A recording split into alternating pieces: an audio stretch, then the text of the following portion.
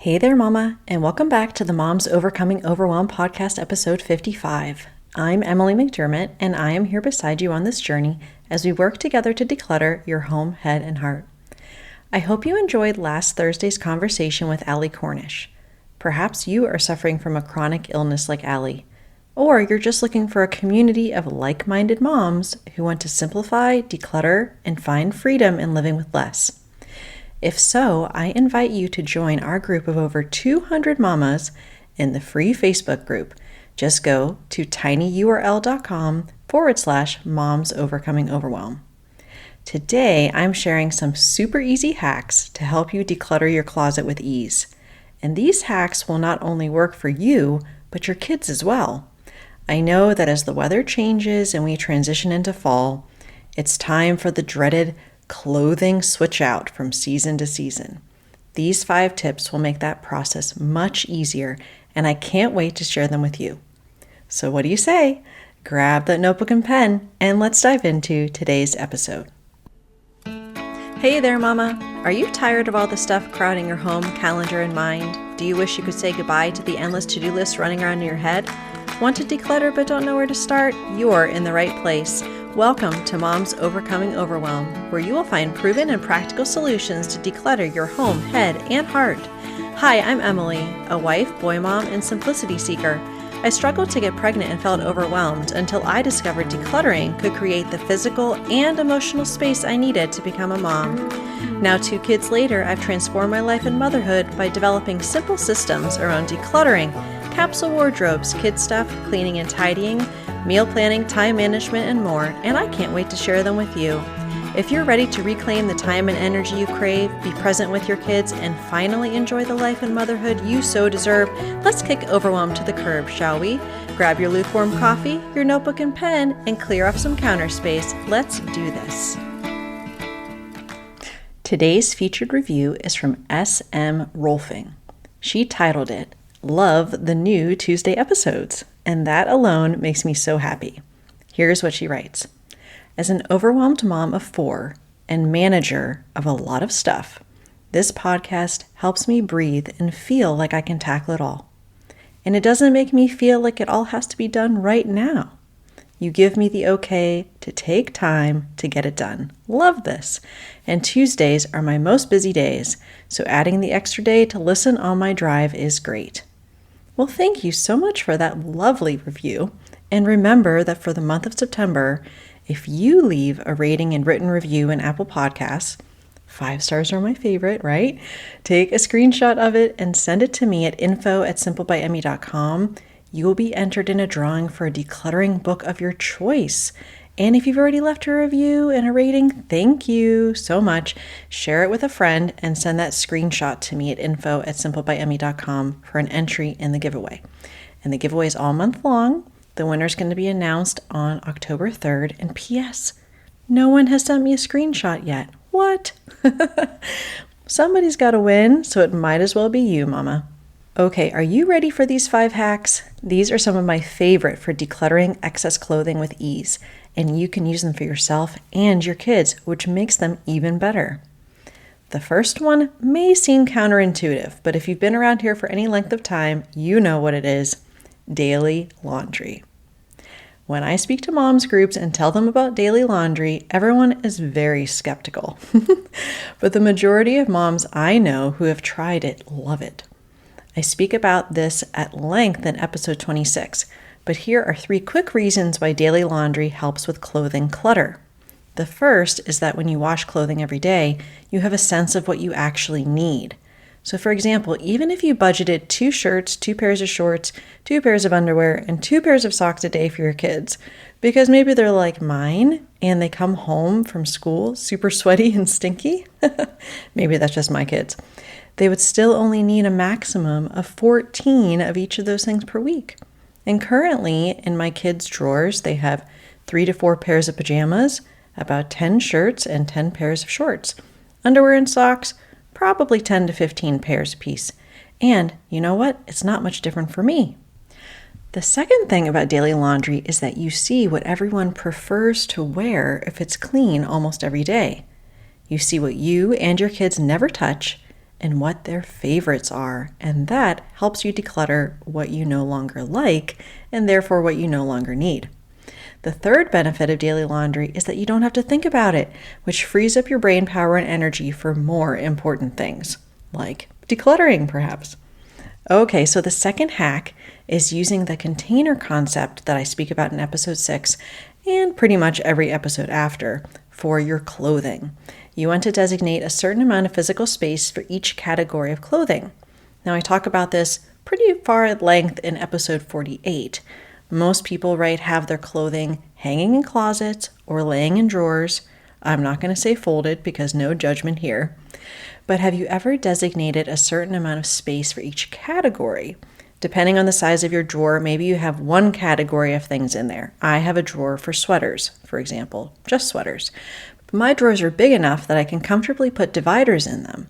And so I can put limits on certain categories of clothing items using them. You can get super fancy, but remember, I'm not going to encourage you to go buy any bins or dividers. I cut the tops and sides off of Amazon boxes, and I use those to separate my underwear, bras, socks, sports bras, tights and pantyhose, and so forth.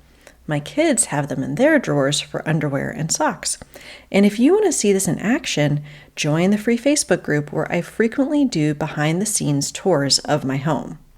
For hanging things, you can use the masking tape hack that I mentioned in episode 48.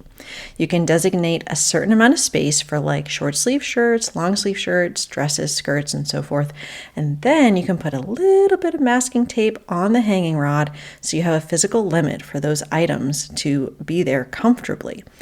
If you want to know about how to go about deciding what stays and what goes, check out episode 20 all about decluttering your closet. And also, let's move on to hack number 3 for something fun to try, the reverse hanger trick. Now, I did not come up with this, but I love it and use it myself. Take all your hangers in your closet and face them backwards. And as you wear something and then put it back into your closet after it's been washed and cleaned, reverse the direction of the hanger. After a certain period, let's say 1 to 2 weeks, depending on how frequently you're doing laundry, see what hangers are still reversed that you haven't touched in those 2 weeks. Supposedly, we wear 20% of our clothing 80% of the time, following what's called the Pareto principle. So if you see a lot of hangers facing the opposite way, you may want to consider decluttering those clothes. Hack number 4 is something I use in my own life as well, and it makes me sing every time I get dressed or put away clean clothing. If you know the song Irreplaceable by Beyonce, it starts with, to the left, everything you own in a box to the left. And now you're feeling like you're out doing karaoke with me, right? Now, while I won't suggest you put everything in a box to the left or to the right, I do move things to the left in a drawer as I take something out of it. So that goes for underwear, socks, workout pants, workout shirts, and more. Clean clothes as they come in go to the right. And then, as I move something to the left and take that item, if I keep wanting to skip it, I can ask myself why. Maybe it doesn't fit me anymore, it's not my style, or I just never feel like wearing it. It gives us that moment of mindfulness so we can decide what to do with that instead of just taking our favorites and forgetting the rest. I can also do this with my kids when I put clean clothes in their room, and I pay attention to what they gravitate towards and if they're quote-unquote skipping some clothes in favor of others. Okay, so we are already at hack number 5.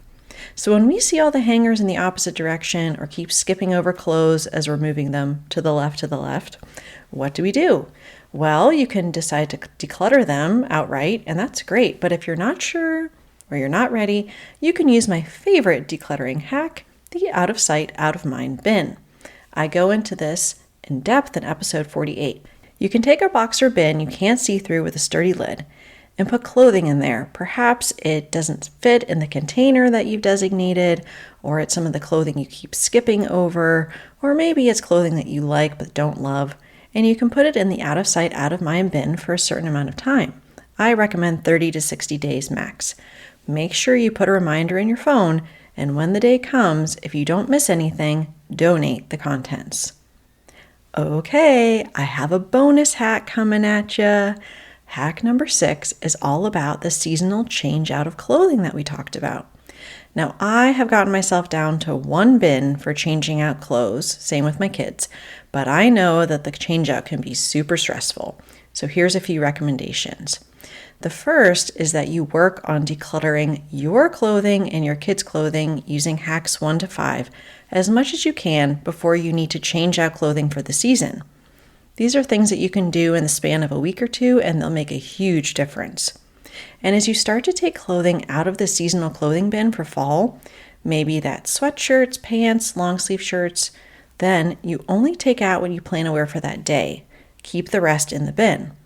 In other words, just take out what you use, and after a few weeks, see if you miss anything in the bin. Then you can decide whether you want to transition everything or declutter some of the excess for that season. I hope these hacks are helpful as you think about clothing changeouts or just decluttering those extra clothes that are cluttering your closet. So let's review these hacks, shall we? Hack number 1 is daily laundry. Don't knock it till you've tried it, I promise. Hack number 2 is using the container concept, but extending that idea to drawer dividers or masking tape for hanging items. Remember, you can use what you have, no need to go to the container store. Hack number 3 is the reverse hanger trick, and hack number 4 is the to the left technique that's going to have you singing along, I'm sure. Hack number 5 is to use that out of sight, out of mind bin for anything extra you're not ready to part with quite yet. And bonus tip number 6 is to keep clothing in your seasonal change-out bins and take them out only as you wear them. That way, you don't have to put away clothes you don't need, but can declutter them first. I hope this episode blessed you, and if so, please feel free to share it with a friend and join the free Facebook group at tinyurl.com/moms overcoming overwhelm. On Thursday, we'll be talking to minimal mom of 9, Angie Whip, all about how she simplifies and streamlines her family stuff and routines and more. I'll see you in a couple days. Bye for now. If you like today's podcast, here's what you can do. Just take 30 seconds to leave me a review. I know you're a busy mama. You're overwhelmed, in fact, but 30 seconds of your day makes such an impact. I'll be blessed by your words. They'll definitely make my day. And who knows, you might be entered for this month's giveaway. In Apple Podcasts, scroll down to write a review. Thanks so much for your time. I'm so grateful for you.